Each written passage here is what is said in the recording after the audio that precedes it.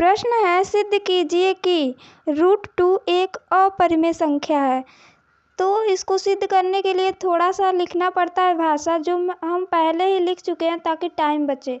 तो इसको सिद्ध करने के लिए सबसे पहले मान लेंगे, माना √2 एक परिमेय संख्या है जो दिए गए कथन के विपरीत है, मतलब उल्टा है। अब √2 = a/b, p/q के रूप में a या a/b के रूप में दिखा देंगे, जहां a और b सहअभाज्य संख्या है तथा b ≠ 0। सहअभाज्य संख्या का मतलब होता है उसका गुणनखंड सिर्फ 2 हो, या तो वह संख्या 1 से कटे या खुद से कटे, बाकी किसी संख्या से नहीं कटता है, तो वह सहअभाज्य संख्या होता है। तो यहाँ लिख लिए थोड़ा सा। इसको सॉल्व करने के लिए इसको थोड़ा सा सॉल्व करेंगे। अब नोट कर लेते हैं इसको सॉल्व करने के लिए। √2 = a/b, यहाँ ये बटे में है, इधर लेकर जाएंगे तो गुणे में हो जाएगा, तो b√2 = a। अब सॉल्व करने के लिए लिखेंगे दोनों तरफ वर्ग करने पर, या दोनों पक्षों का वर्ग करने पर। लिखेंगे दोनों पक्षों का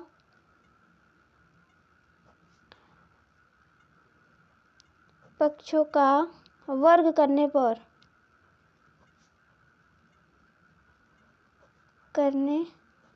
तो इसका वर्ग कर देंगे b√2 इसका वर्ग = a का वर्ग।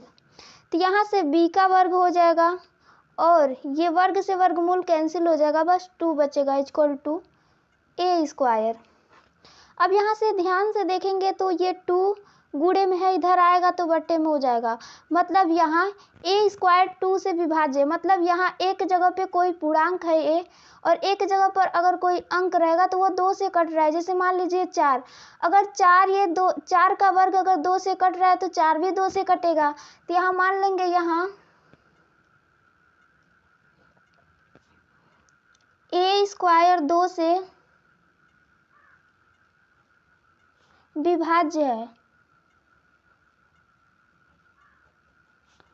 है तो a भी 2 से विभाज्य होगा। इसको समीकरण 1 मान लेंगे,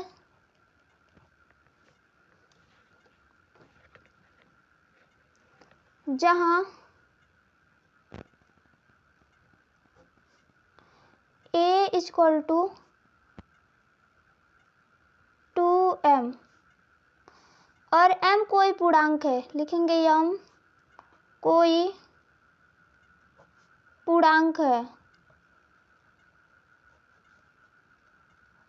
मतलब इसके जगह पे कोई अंक है। तो यहाँ मान लिए a = 2m, m कोई पूर्णांक है। अब a का मान a = 2m माने हैं तो एक जगह पे 2m रख देंगे।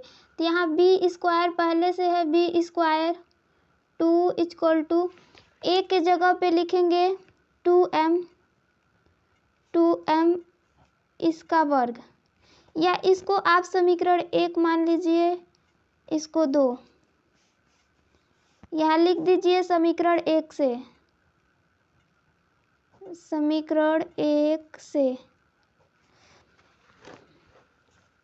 यहाँ हो जाएगा b² 2 = ये इसका वर्ग है तो 4 हो जाएगा और m² हो जाएगा।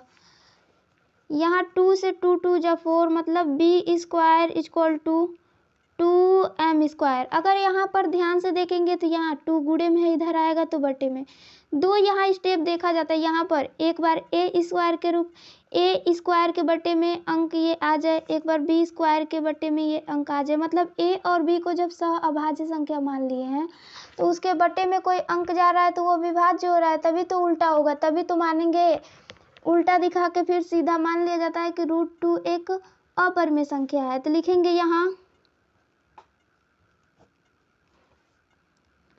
b² 2 से विभाज्य है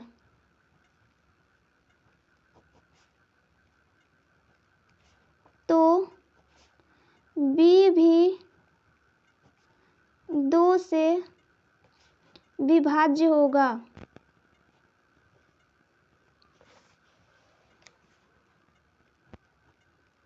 होगा। इसको समीकरण 3 मान लीजिए। अब समीकरण 2 और 3 में देखेंगे तो यहाँ ए भी 2 से विभाज्य है और बी भी 2 से विभाज्य है, लेकिन यहाँ स्टार्टिंग में लिखे हैं कि ए और बी सह-अभाज्य संख्या है, मतलब ये इसका गुणनखंड सिर्फ 1 होगा और खुद वह संख्या होगा। लेकिन यहाँ से तो देखने पर इसका गुणनखंड 2 भी मिल जा रहा है, मतलब ये सह-अभाज्य संख्या नहीं है। तो √2 भी परिमेय संख्या नहीं है, तो यहाँ से लिख देंगे अतः हमारा कल्पना गलत सिद्ध हुआ और √2 एक अपरिमेय संख्या है। तो लिखेंगे समीकरण 2 और 3 से, समीकरण 2 और 3 से ए और बी का उभयनिष्ठ गुणनखंड,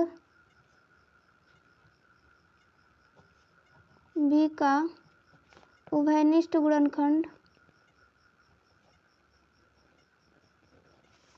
गुणनखंड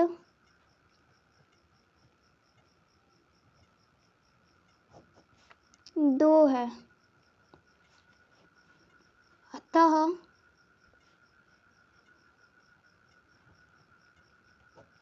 ए और बी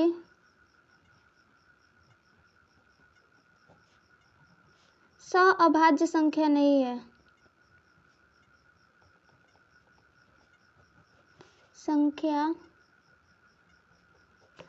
है, तो √2 भी परिमेय संख्या नहीं है,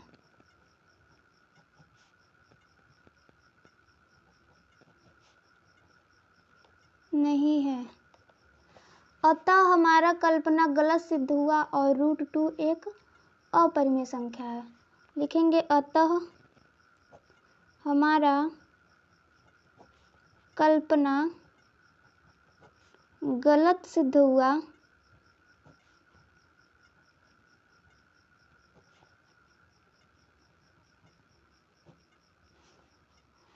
√2 एक अपरिमेय संख्या है।